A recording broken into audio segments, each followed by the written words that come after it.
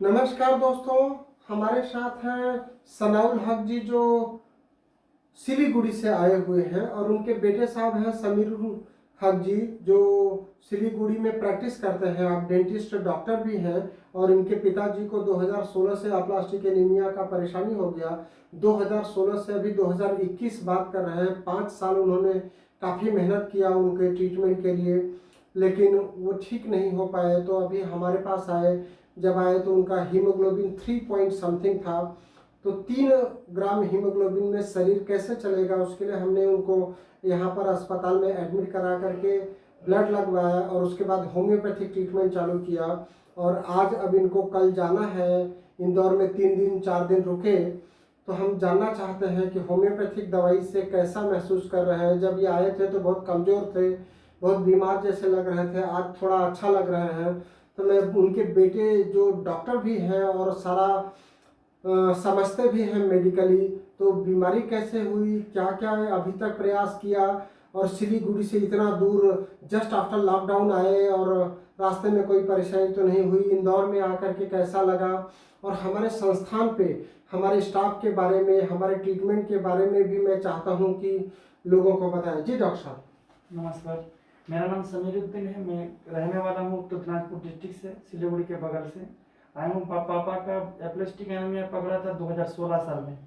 मतलब जब हुआ था उस टाइम से फीवर आया था, जी जी। इतना टाइफाइड आया था, इंजेक्शन बहुत किए, दवाई भी बहुत किए, बहुत जगह डॉक्टर के दिखाने के बाद वो फीवर आते आते आते अचानक एक दिन ब्लड टेस्ट करवाए।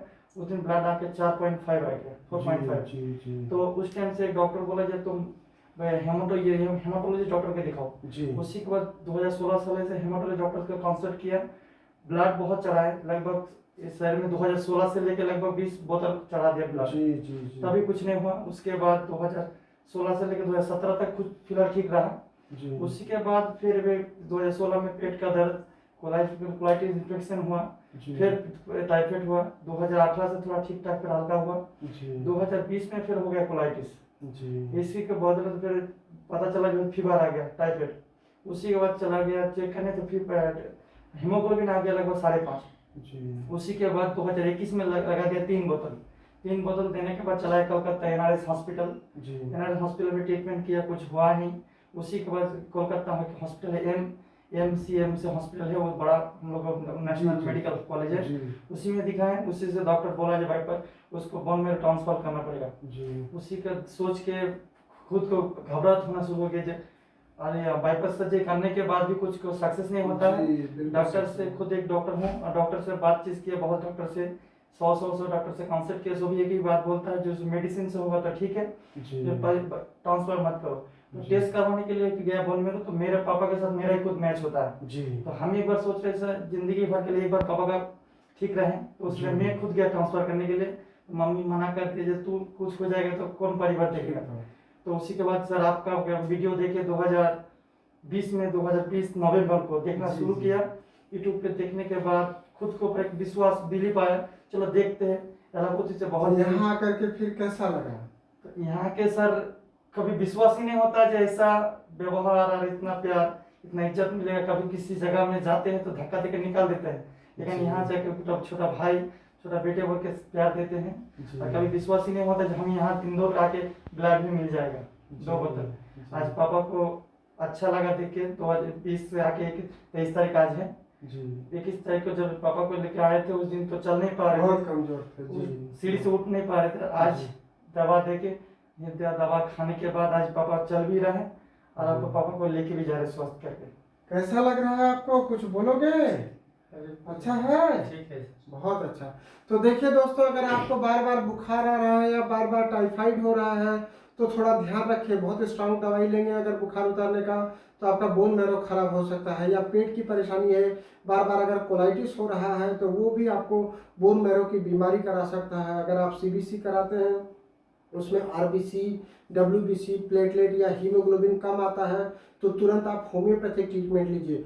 होम्योपैथिक ट्रीटमेंट पेट को कोई नुकसान नहीं पहुंचाता, वैसे तो पूरे शरीर को ही नुकसान नहीं पहुंचाता है, खास करके पेट में कोई परेशानी नहीं होती, न जलन होता है, न एसिडिटी होता है।